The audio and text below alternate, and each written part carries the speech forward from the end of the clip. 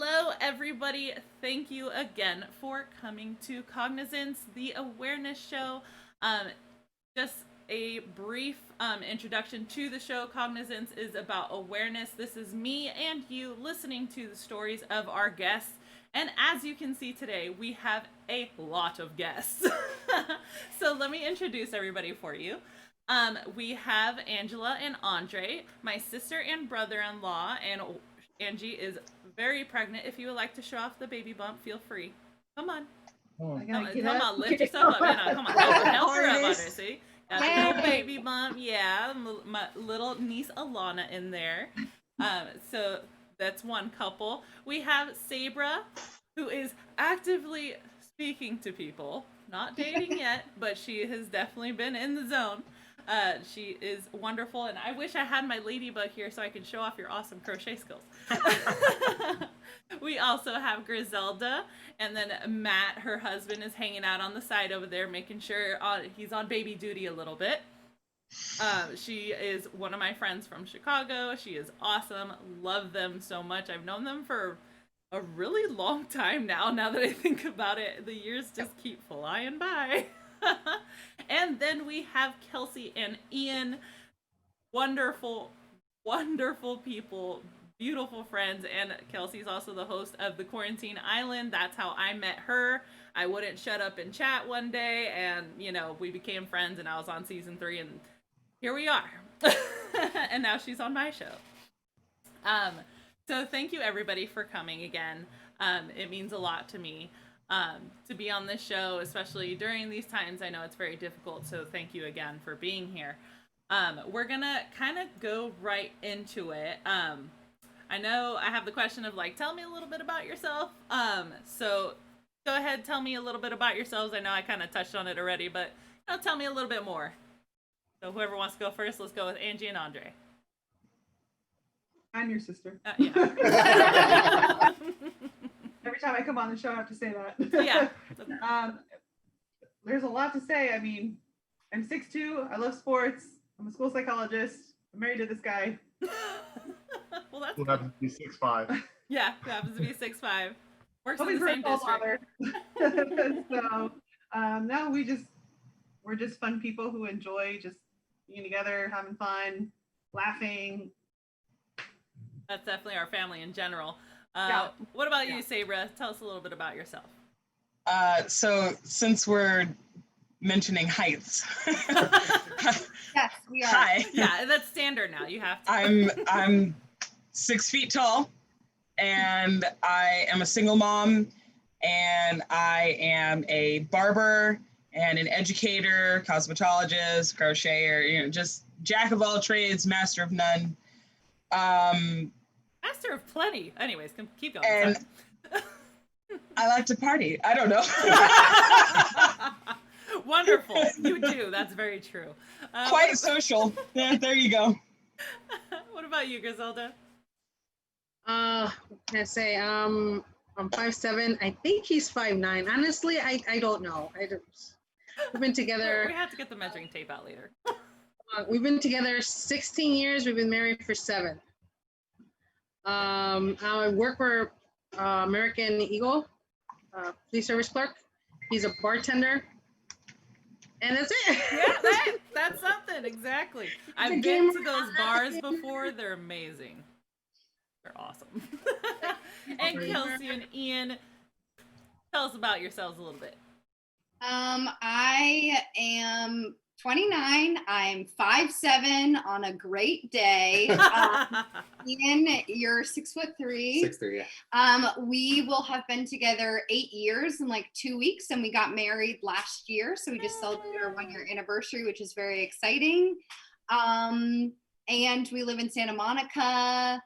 I work in TV. You work in coffee. Coffee. I say very few. Yeah, he just says that it's like a plug and play. Yeah. I set up the sentence and then he goes for it. And we also like to laugh and occasionally party, and we go to bars. So we'll see all of you. Oh there. yeah, definitely. When this We whole like COVID to stuff's over, we're all hanging out. Give me a little bit before I see you in the bar. Okay. She's like, I don't hold go to on. bars. I throw house parties. This is true. Great, we're coming. Thank you so much for that cordial There invite. you go. thank you again for being here. We're just going to kind of jump right into the topic since we have 4 of you today. Well, technically, like a ton. Anyways, interracial dating and relationships is our topic for today. So, explain what your race and culture means to you. Like you're identifying, this is who I am, this is what my culture means to me, just so we can get a baseline of where we're at. Anyone can go first. We might just go in the line. Yeah. I'm just going to be the person who says I'm white because I think I'm the only white person on here. So automatically I suck the most. No. Not That's not how necessarily. it works, Kelsey. I know I'm worried. I'm kidding. Among No, I identify, I guess, as white, and I am a white person. Is that it? I'm Caucasian. I don't know. You go ahead, please. No, let them sweat it out. Yeah, he likes to make me uncomfortable. Yeah, good. Great person to marry. No, I'm just kidding.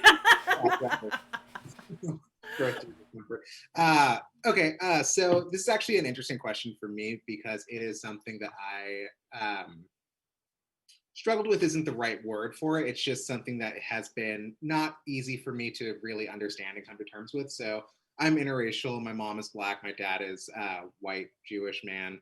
And I think for the longest time, like if you look at it from a cultural standpoint, I've like gravitated towards white culture most of my life. With the friends that I had in high school, with the music that I listened to, like I still listen to a lot of black metal, and like that's basically most that all that I listen to now.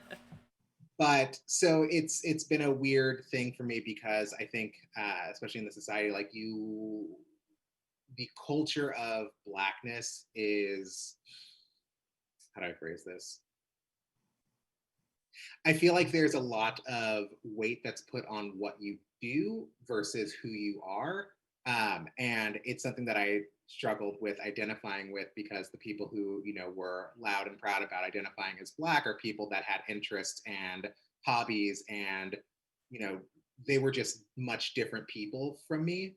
And so it was a thing that I didn't really know how to reconcile. And then with all the stuff that's happening now, I had a conversation with a friend of Kelsey's who's Black and like has been on this journey himself too, and had a very eye-opening conversation that it's less about like what you do, like it's really just like by virtue of me being Black, I am Black. And so that's something that that's relatively new to me. I mean, honestly, it's probably been about 3 or 4 months since I had that conversation, so it's it's fresh. Definitely a beautiful journey. And who's next? Let's go next. Chris, I'm throwing you on the spot. Go for it. Well, I'm Mexican. First generation, born in the United States. My parents both immigrated here. I'm married to a white man. He's hiding. He's hiding. He is white. There's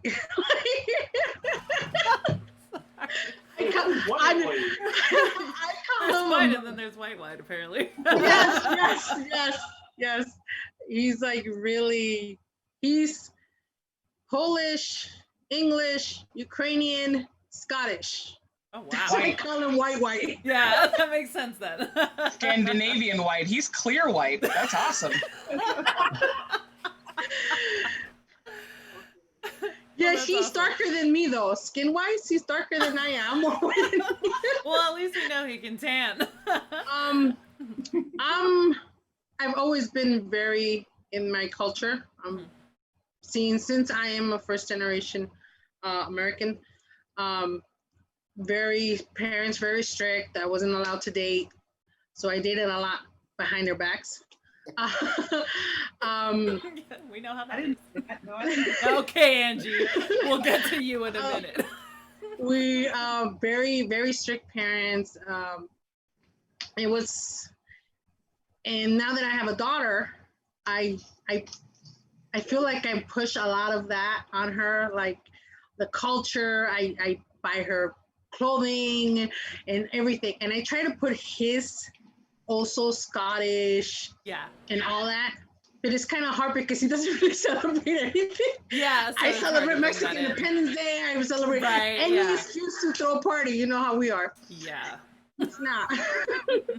So I try to integrate stuff from his culture to my daughter. It's kind of hard because I don't know a lot of his culture. He's considered himself American. So we do more American stuff, 4th of July, Labor Day, Memorial Day, all that stuff. Yeah. And then I try to bring the Hispanic in there with the Spanish speaking, a few songs here and there, kind of for her to learn all that. Yeah, and to learn her culture. That's beautiful, definitely. That's it. Acting weird.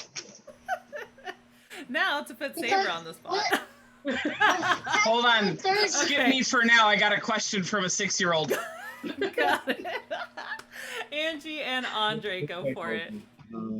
Well, as you can see, I identify as Black, and I. Yes. Well, anyways, no, we, as far as my culture, like kind of the way I look at things between culture and race are a little bit different to me, because I feel like my culture is actually very blended. Being I'm a military brat, so I've lived in all kinds of places. I've lived in Germany, I've lived in the UK, I've lived in, the South, I've lived, obviously out here for quite some time. So I think I've dabbled in a lot of different things, even, my wife's culture. And I've just been around so many different cultures that it has really, like I said, it's kind of become my own culture, if that makes sense. It's a blended way of looking at it. Yeah, definitely. My race obviously is Black, and I think there has been, especially even more recently, there has just been more of a hunger to truly dig down through my history, and understand a little bit more about my history, because I think for so long coming up that a lot of my history was, you could say, in the shadows, or not, readily available when you go through school, in history class. Really, in regards to Black history, the only thing I ever learned about was slavery. And so I think there's a little bit more of really understanding a deeper level of who I am, within my race. So Definitely. Sabra, did you? Oh, sorry, I totally skipped my own sister. Hi, continue. Okay. Don't let the lighter skin fool you. I am Mexican. I love being Mexican, and but it's also been a challenge because I am of lighter skin. I'm tall, and so really identifying with my culture, with who I am physically. Sometimes I'm looked at as like an outsider, but I do proudly say that I'm Mexican. And I don't mind showing who I am, my culture, things like that, but I'm also, American, and I've adapted to American culture and things like that. I am first generation born in the United States, and so this is my home, but my second home is Mexico. And, my mother really proudly and diligently taught us who we are and where we come from. And I'm so extremely proud of that. And, along with what Andre said, it's like, I'm Mexican, I'm American, but I'm also very much learning and gravitating towards Black culture too, because his culture is my culture. So it's important that we learn each other's culture. We embrace it, we love it, we promote it. We're going to teach it to her. She's going to know both sides. And, we really are proud of who we are and are eager to learn more and more about each other's cultures. Wonderful, wonderful. Did you answer your 6-year-old's question, Sabra? Oh, you're muted. Muted. Oh, you're still muted. There we go. Okay.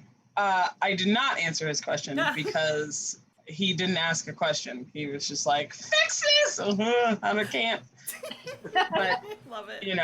There's that. So I'm Black. I was born and raised in Southern California, in San Diego. I've never lived anywhere else, but I've spent summers with my family outside of California, which is what kind of made me well-rounded. I have family in Texas. I have family in Missouri.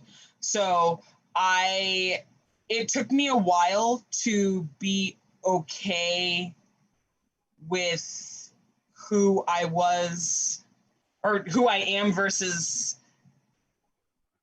how I carry myself, because like I've always been proud to be Black, but taking from Andre's story, taking from Ian's story, we're just now learning and being proud of the fact that we are Black and having that define a culture that we can be a part of and have a sense of belonging, because we've just kind of always existed in the United States. But also because I listened to alternative rock music, because I was in marching band, because I like boy bands, because of everything else, I kind of was lost, like definitely wasn't white enough for my white friends. Definitely wasn't Black enough to have very many Black friends. And so I have friends from all over, and I kind of take little bits and pieces of everything from everywhere. So like I have a lot of Latino friends. So, I want to learn Spanish and I celebrate Latino culture. I have a lot of Indian friends. I have a lot of Asian friends. So I celebrate different things that happen in Korea and China and Japan and stuff like that. But like Andre was saying, it really just came to the forefront. And it sucks that it had to happen the way that it happened. But, being proud to be Black, being proud to be a Black woman, being proud to be American and Black, that's things that we're newly learning how to utilize in a positive way. Usually when you say that you're Black and you heavily identify as such, they always it's always like a response to something, like it doesn't have to necessarily be a response. It can just be a statement.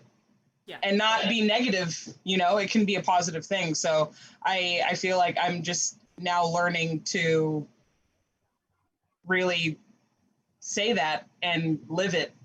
Yeah. Good. So yeah. Good. That's wonderful to hear, different things in life. We are growing in different ways within our culture, outside the culture. We pull from different cultures, and that's really beautiful to hear, because especially me, I really branch out into, different cultures and things like that. So that's I love to hear that. So we're gonna jump right into it.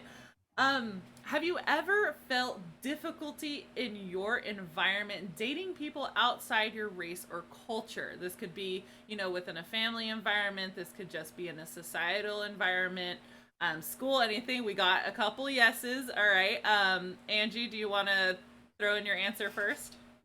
Well, it's kind of like what Griselda said, like, our parents had good intentions, Lisa. You know that, right? Of course. They very much like to shield us away from anything they find to be dangerous for us. And yes, dating is one of them. Yeah. So, I had to really date in secret, get to know people in secret. But also knowing that I was interested in people outside of my race. Mm-hmm. And it wasn't, just Black guys, it was, white guys. Although it's seemingly like, I find it interesting that dating a white guy isn't a problem. Yeah. Well, Dad would always tell me, sorry, just jumping into my own show. Dad would always tell me, date a rich white man, We're like, okay, whatever. Yeah. But, I've dated all kinds of guys and things like that. But, I realized that dating within my own race just kind of wasn't for me. Even though I am a proud Mexican, don't get me wrong, nothing against my Mexican men out there. But growing up in the culture, I knew that, how should I say this? I did not want to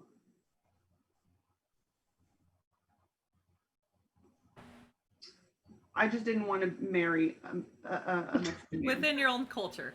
Yeah. I didn't want to. There's I think I can explain it a little better. There's certain things within our culture that we are very stubborn, that we will not bend to. So dating within our culture was a little difficult. So Hard. I understand It's hard. that. Yeah. And then also from a physical standpoint, Mexican men aren't over 6 feet tall most of the time.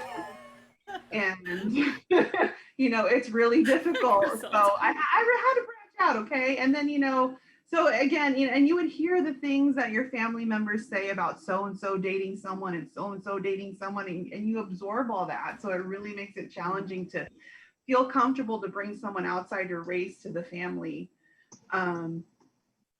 You know, in your friends, your circle of friends, you feel safe, but Yeah. bring them to your family is a little different. Definitely. Sabra, I also saw you nodding your head when I asked that question. What do you have to put into there? I know you got good ones, girl. I have two sets of parents. I have my biological parents who, you know, they raised me and all this stuff, but I also have godparents. And my godparents are just as involved, if not more involved in my life as a whole. So whoever dates me, like, y'all got two sets of parents to go through. So there's that. But I was actively told at a young age that the only dolls that I was allowed to play with were black. Like, most of my friends should be black, or I should have black friends. Like, I should only date black men. I should only want to marry black men.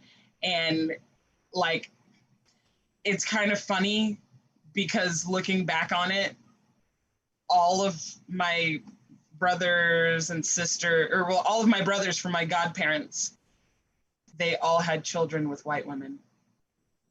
So there's that, you know, like, you know, but they all got fed the same narrative, you know, you only date black women, you're supposed to, you know, black love, black love, black love, and that's cool. But I mean, I find beauty in everyone, but it just so happens that the majority of people that I find myself actually wanting to date have been, back in the day, they were tall, skinny white guys. And now they're tall, kind of chubby Latino guys with black hair and red beards. So, you know. Or AJ McLean from the Backstreet Boys. Hey, it could. They all look a little bit like AJ. They really do. So, you know, and it's also been that it's been Jewish guys and it's been Asian guys. And I don't necessarily have a height requirement, you guys know from the wedding. But at the same time, you know, in an ideal world, he would be taller. And I tend to find the taller ones, but the shorter ones end up finding me. So yeah, you know. I can. Yep, that's definitely. I understand that. Yeah. Do the other two guests or sets of guests have anything to put into that one? Your environment kind of steering you. I don't think that I was ever directed or like instructed, like, you know, who to date or what race to date. Like, you know, by definition, any relationship I'm in is going to be an interracial relationship. So kind of hard to put restrictions on that. Right. But I do think it is worth noting, like, my only sibling I have a sister and she's married to a white man, and I'm like trying to think of like both the people that I dated and both the people my sister dated, and I think both of us, for the majority of the people that we dated, were white people. Like so I'm sure that means something, but I'm not sure. Well, honestly, it could just mean that you were comfortable in your environment and those were the people that were in your environment. Because what I noticed listening to rock music, listening to metal music, we found other people in our community, you know, other black people that listen to rock music, listen to metal music, had punk hair, all that stuff, but they also only liked white people. Yeah. So, you know, it just happens. Yeah, it makes sense. Griselda, do you have any input on this question? Well, for me, honestly, I knew at a very young age that I was not going to marry a Hispanic. No Guatemalan, nothing related with Hispanic. I love my culture. I love my people. But I can't deal with their drama. I can barely deal with my own drama. I understand. Enough with my parents' drama, my brother's drama, uncle's drama. I did not need that. Unfortunately, my parents were very strict. I wasn't allowed to go outside. I had a curfew to come to school. So my way of seeing other cultures was TV, unfortunately. And TV at the time showed us that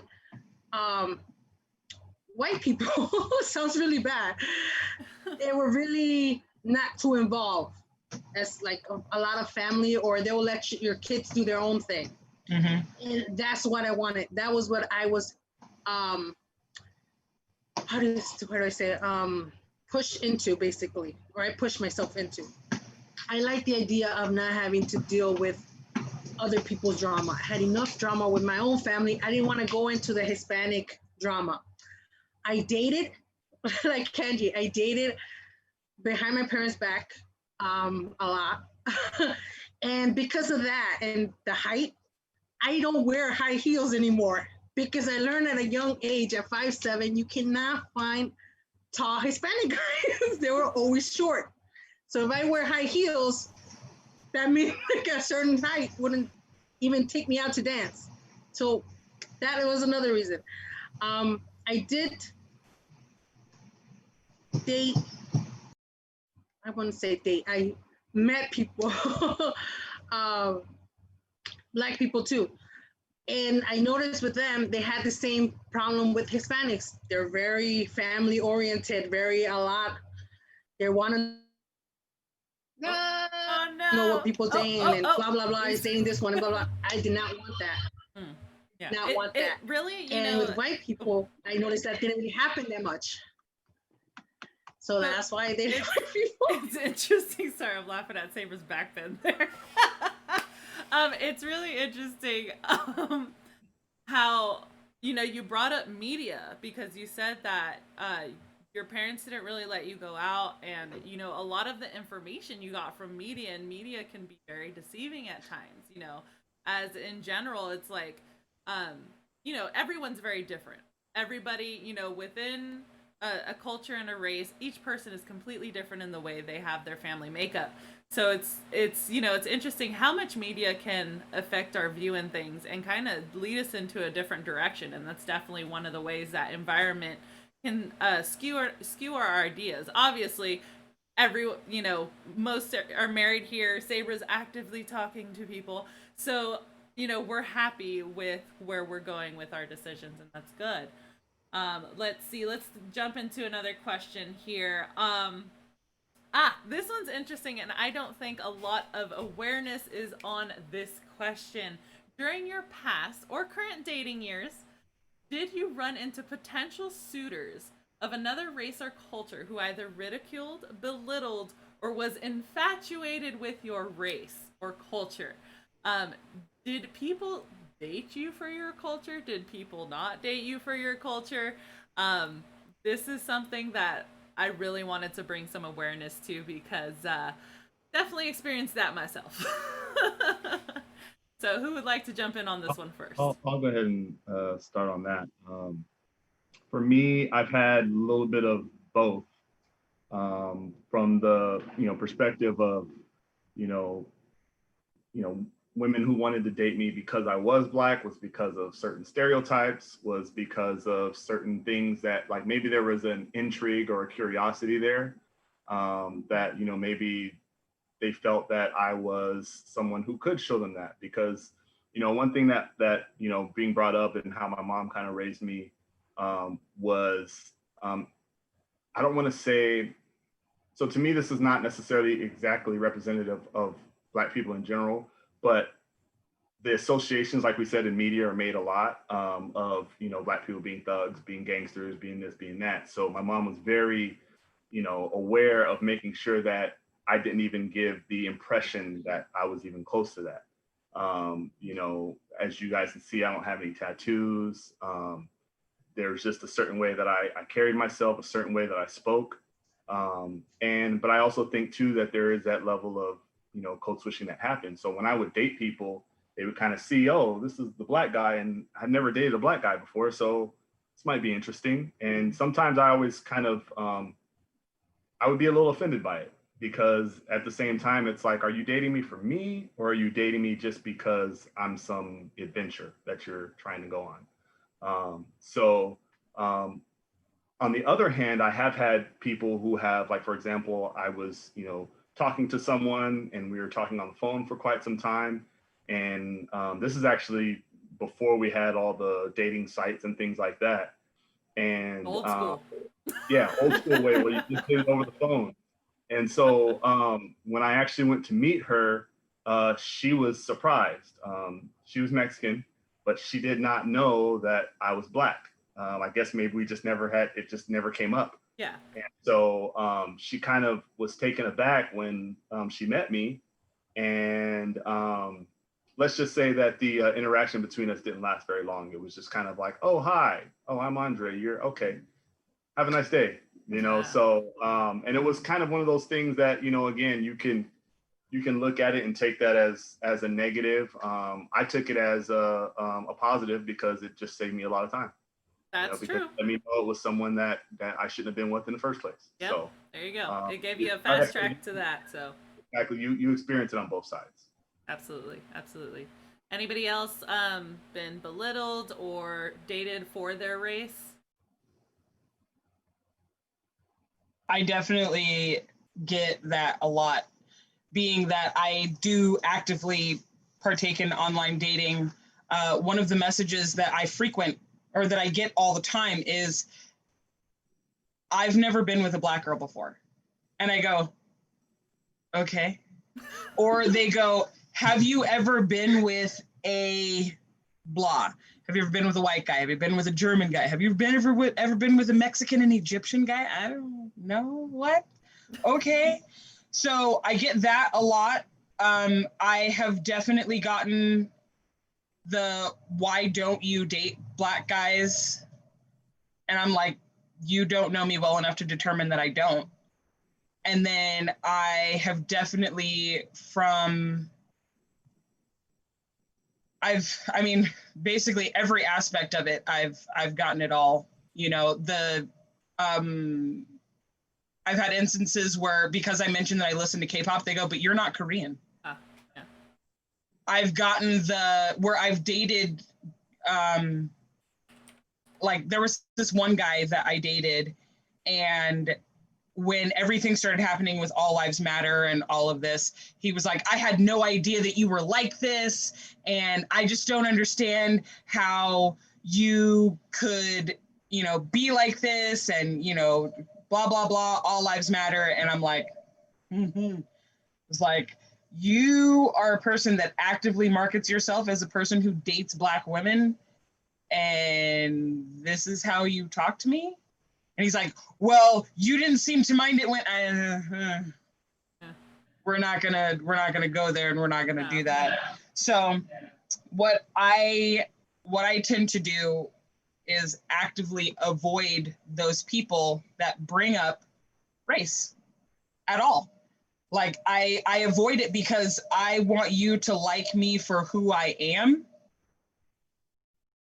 And it just so happens that I'm Black.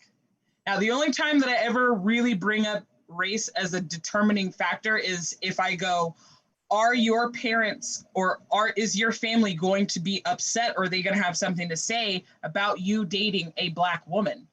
Like, I understand that everybody's not on the same page as me.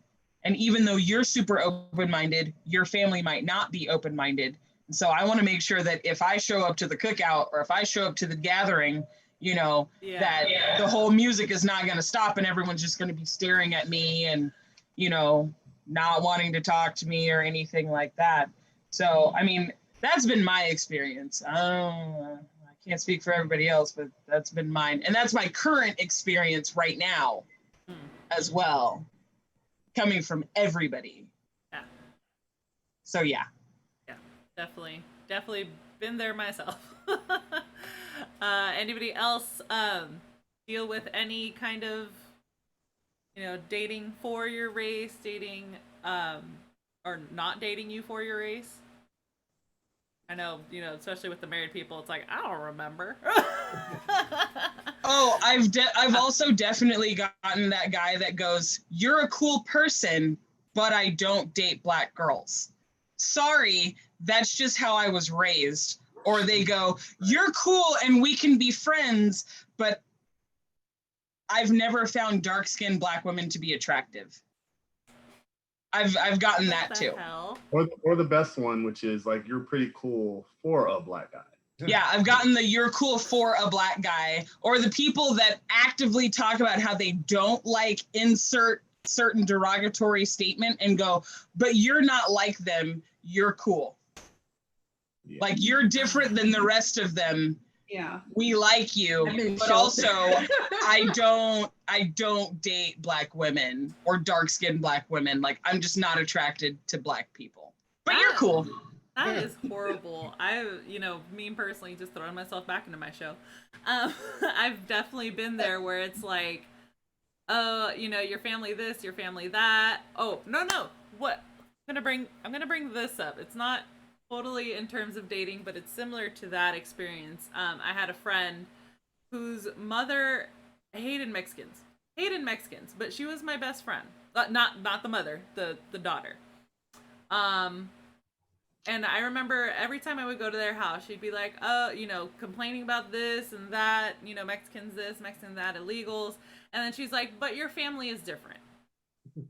So, yeah, that exists. I completely understand. I've been there with relationships as well. So that's the unfortunate truth. I've experienced that from a physical standpoint, and like, oh, I want to climb that mountain or whatever. Yeah. But like, yeah. Oh, we get that a lot. Oh, yeah. Yeah, we get that a lot. But like, since I look very different than like a typical Mexican woman, like people are confused when they say that I'm Mexican. So I don't really get the whole belittled or desired to date me for my race. It's more from the physical standpoint, like, it's like a challenge. I get the short guys actually. So, but it's a very real thing. Like when I hear, Andre's stories and Sabra's stories, and even like for friends, we experience it with friends. It's horrible. Yeah, it's definitely a struggle for some people to hear that. And the people saying it don't think of it much, but the people receiving it definitely hear it. So, watch out, everybody. If you're in the dating scene, those are definitely not the people you want to be with. So, and recognize that those comments are careless and lazy. Absolutely. That's just someone not wanting to get to know you. They're just trying to pigeonhole you into their stereotypes into their heads. Generalize everything and everybody. Yeah. So but also, I definitely started talking to Angie because she was tall.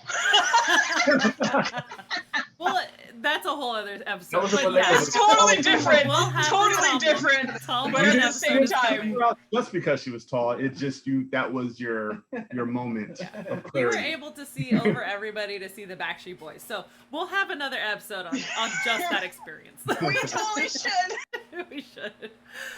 So jumping into our next question here. For your dating and marriages, have you ever had backlash from friends or family for who you were dating or for who you married? Yeah, Angie, this question just made me think of you. Was this a shocking experience at all? Obviously not all marriages experience this, but some people do. So I would like to hear, if you haven't had this experience, I would love to hear that as well. All right, Kelsey, go for it. No, my immediate family. Kids like what? No. Let me continue. Do tell. Let me continue. No, yeah. Everyone loves Ian. I've dated a variety of races. For me, it was always sense of humor and like intelligence, which attracted me to the person. And my parents, like my mom was born in Germany, so she can be like very European, and my parents were always just kind of like, you find love with the person, and it was not like a specific thing. So that's wonderful. I'm very lucky in that respect. But I will say that I felt like my paternal grandfather, who was like in the army and was a Jewish man who, his father came over during the pogroms. I felt that when he met Ian, that he had a different standard. He had a different standard for what he wanted, like Ian to meet, right? Like, whereas my brother, who married a white woman, like, okay, Jess is now just in the fold. But like when my grandfather has been around Ian, he like the first time was like, well, Ian didn't approach me. Well, it's like, why is that on Ian when it's never been on anyone else? So I have felt sometimes like with him, there were like different, and he never put words to it, right? But Yeah. like a thing you can sense. Yeah, and you feel. sense it around you. Mhm. Exactly. So, I mean, but again, the beautiful thing is like my parents are the most loving, acceptive, and they've always told me to like stand for what I believe in, be my own person. So his opinion never mattered, but I definitely like noticed that, and I didn't Yeah. love that, of course, because I want everyone to love the person who I love the most. So. Exactly. That it's like hurtful in a little way. It's like I want you to like look at him. He's awesome. He's funny. He's hilarious. By the way, everybody. Ian's But great. also, like, if this person is so good to me and this person makes me a better person, what more could you want? Like, Exactly. The white person that makes No, you a Ian. No, Smack Ian. him for me, Kelsey. There you go. But yeah, definitely. You feel that, especially with I don't want to pigeonhole older generations. It's obviously some versus others, but it's more common in the older generations. Yeah. For sure.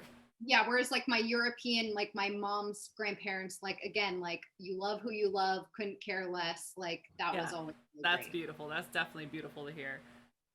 Anybody else about backlash with family or friends?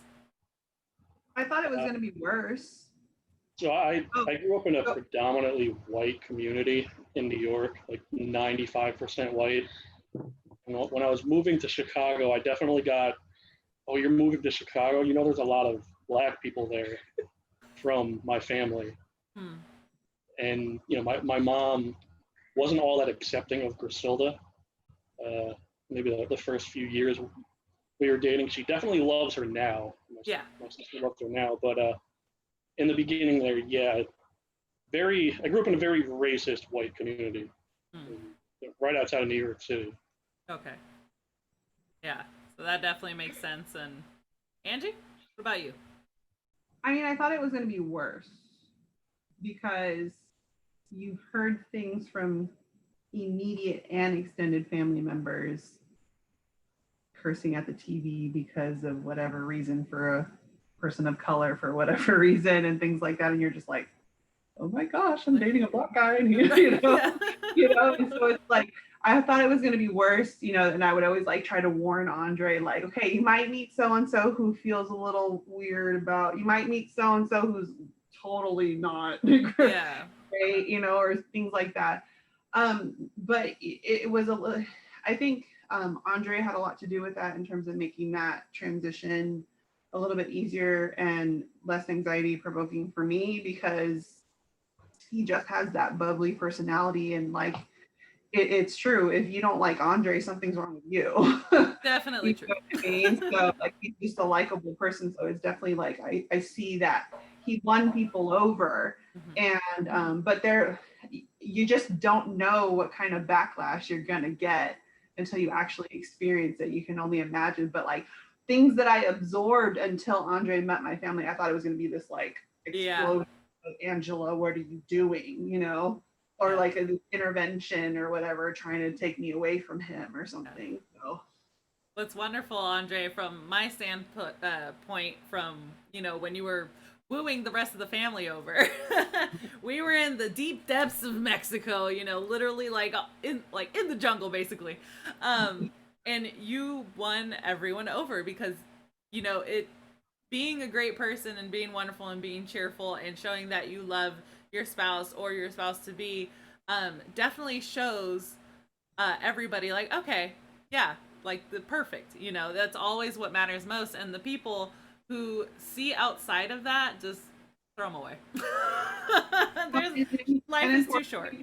And unfortunately, with today's world and what we're going through right now, there's definitely people that are getting thrown away. It's coming out hardcore with some people. And I'm weeding out the ones that I thought were on Team Andre and Angela, and they're not.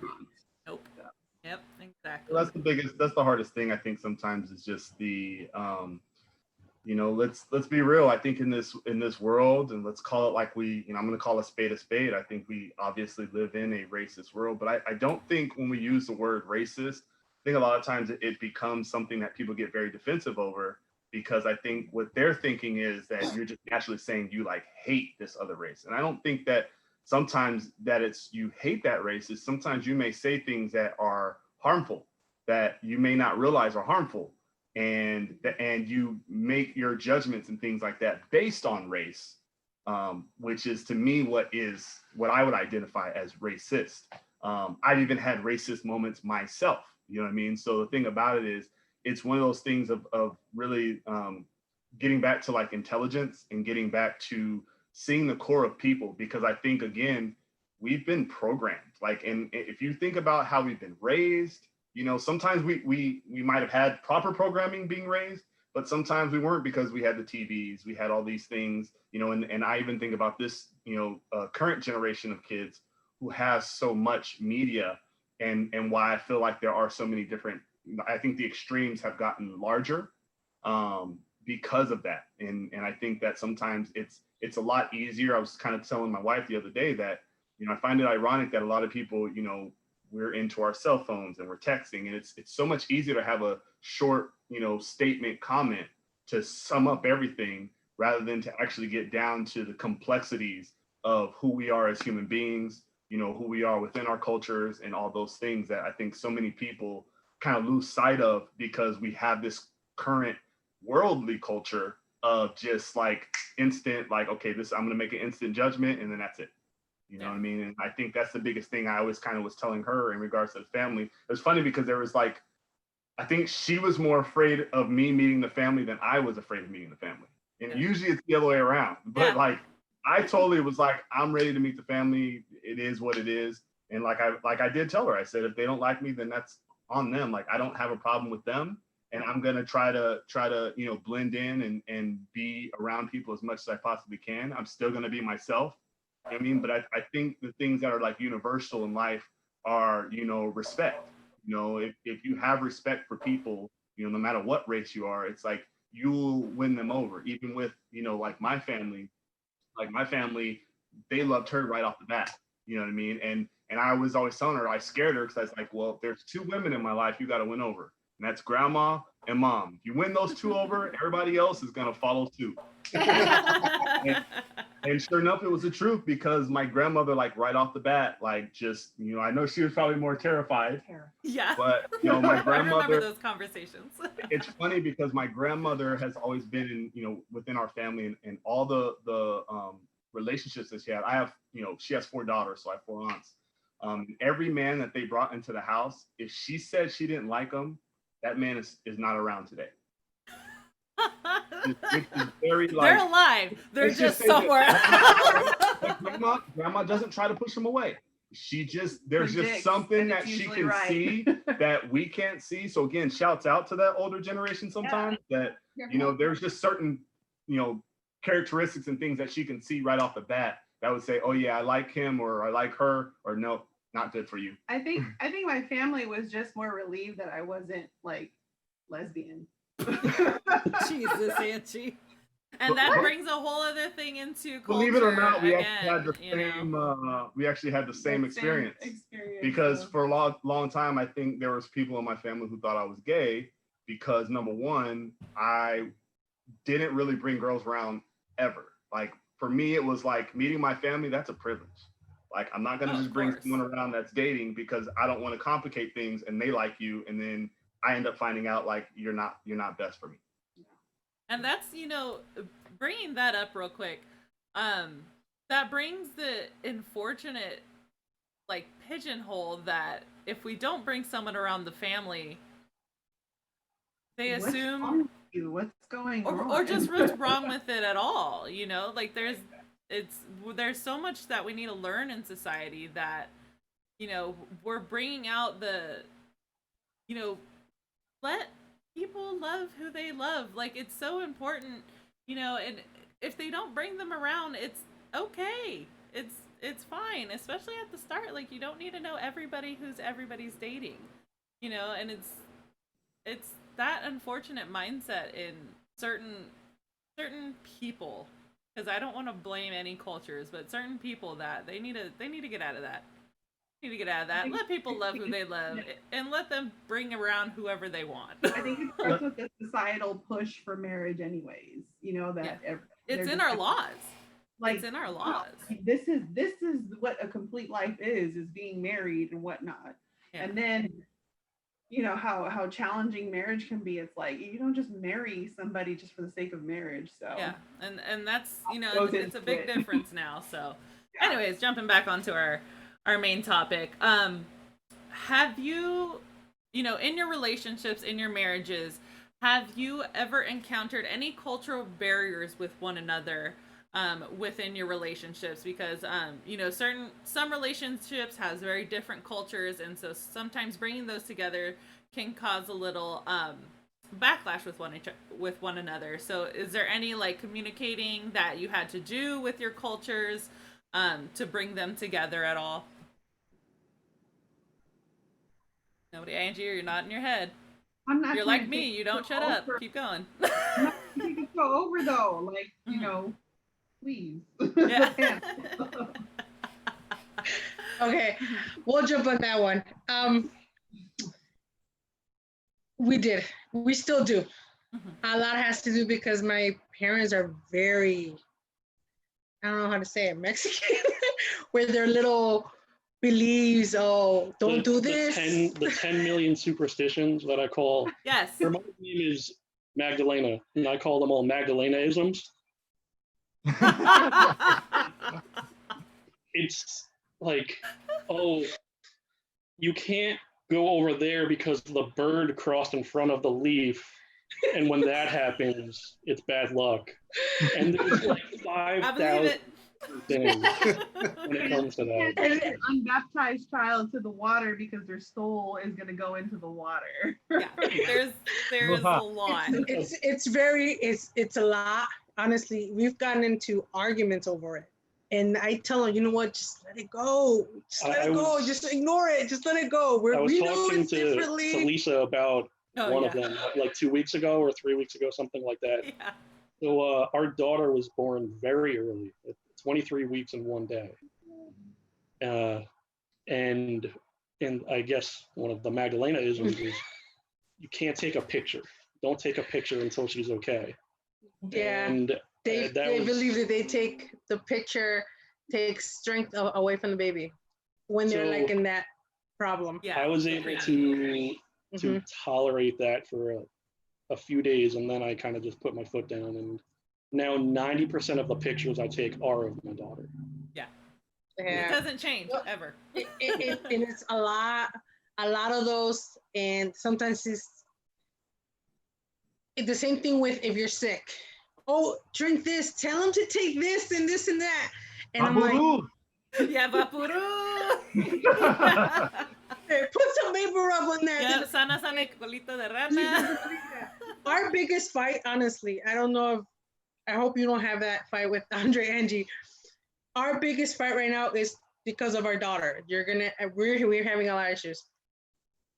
We have what we call resfriado. Oh, you're too wet. Te vas a resfriar. You're gonna get sick. He's like, that doesn't happen. There's no science. Okay, you can't get sick from having wet clothing on you, or something like that, or her being out on a sweater. It doesn't work like that. My mom will see her outside. I go to work. I actually go to work. I'll get phone calls from him and my mom, be like, he took her out without no sweater or a simple sweater. Call him and tell him to put a jacket. I'll call him, what's going on? He's like, your mom wants me to put her a jacket. It's 70 degrees outside. So then I'm like, look, please, can you just indulge her? She's sick, just indulge her. I know you're right, but I'm at work. I can't deal with this right now. So that happens a lot with me and him. And it's a lot with our culture, the way my parents believe in. It is, sometimes I give them, I tell them, you're right. It goes beyond, sometimes it doesn't. And it's hard for me too, because when we do take her out and she does get sick, and we've had this whole discussion about what to put on her, what not to put on her, and she does get sick, and then I go and tell them, see, I told you, she did get sick. She was right. And then he'll come out with go get the Vaporu. She was already sick, or she got something in the air or something like that. So it's very, that's, I think, our biggest issue. I think that's superstition. Yeah. He doesn't see it as, for us, for me, it's like, oh man, here comes another argument. I really don't want to deal with this. They'll have one right after this, don't worry. No, but like, I'm more of a, just let it go. Just don't deal with it. It's just too much. Right. Sometimes it's true. Sometimes it's like, okay, just make it go. I don't know if any of you have dealt with something like that before. Oh, my mom yells at me all the time to put on a jacket, or if I walk outside with my hair wet, she freaks out. Angie, you're gonna have some stuff looking forward to. Yep. The superstitions are gonna come out of you, girl. I'm pretty sure some new arguments are going to start between us over our daughter. So. Yep, new stage of life, new arguments come around, new issues, those kinds of things. And then you work it out and then you're happy and, and then more come along. But I think here's the interesting thing is that marriage or relationships in general are hard. You're going to have fights. Let's add on the different cultural aspects to it. You know what I mean? And like, that's just hard. So we've had our scuffles over our cultures and how we think, how we act, how we see things or whatever. There's been differences in those aspects, but I think what we've been learning over time is just learning how to communicate over that. How to communicate and not communicate appropriately over it, not just you and your culture, nothing like that. But, because understanding each side. Mm-hmm. Yes, because empathy for sure. Just understanding, like she said, I think that's the biggest thing about getting to know each other too. That is actually so beautiful is the fact that we get to know certain things. Like I know, for example, I'm not the biggest eater in the world because I used to when I was an athlete, and ever since those days have stopped, I don't eat that much. And I'll get a plate from someone in the family. It's a huge, large plate, and it's like, you better eat it all. And I'm like, oh boy. So I might sit there for quite some time to try to eat as much as I possibly can. And then usually that's when I get one of the primos to just kind of help me out a little bit and just kind of slide it over to them and let them finish it off. But at the end of the day, it's definitely, like I said, being able to see both sides. And I think being able to bring those two together and come into agreement with each other is probably the best thing you can do. Absolutely. It's completely beautiful how, as more generations go by, we integrate our cultures more and more. And now you see things like fusion foods and just different cultures merging and celebrating different ways. And that's honestly really beautiful. I love to see that as someone who loves to research cultures, research religions. I'm very in that sense where I love just pulling from different places. So seeing that more and more is honestly warms my heart, definitely. And if no one else has anything else to say for that question, I would like to say thank you so much, all of you, for coming on to this episode. I know there's a lot of people, there's a lot of different opinions and a lot of stories, and that's, I'm happy to have every single one of you. I was going to make it work with all 4 groups of you here. Is there any ending comments, anything that you have to say to our viewers that you might want to touch on as we end this episode? Anybody have any closing comments here? Being a person that is very involved in my communities, because I'm a hairstylist and a barber. The one thing that I tell all of my clients that are actively dating, I go, don't sleep on big girls. And I mean sleep on as in open your mind to. Don't sleep on big girls. Don't sleep on single parents. Don't sleep on tall women. Don't sleep on Black women. I tell them all, and they go, oh yeah, no, I'm not opposed to it. And I'm like, no, really, try something new. Yeah. you never know, it could be fun. And I go, I'm not saying this to put myself out there. But anybody watching, my email is. But at the same time, also, I wanted to touch on what Griselda and Angie were saying. I find it funny that there are not a lot of tall Latino men, because I definitely tend to find all of the tall ones. Like, I find all the tall ones. But the best part is they go, I'm 6 foot, and then they end up being like 5'9". And I go, okay, cool. It's cool. Like, I'm cool with it. Like, tell me your actual height, though. Yeah, like there's one dude, and he's like, I'm 6'5", and I go, what? 6'5"?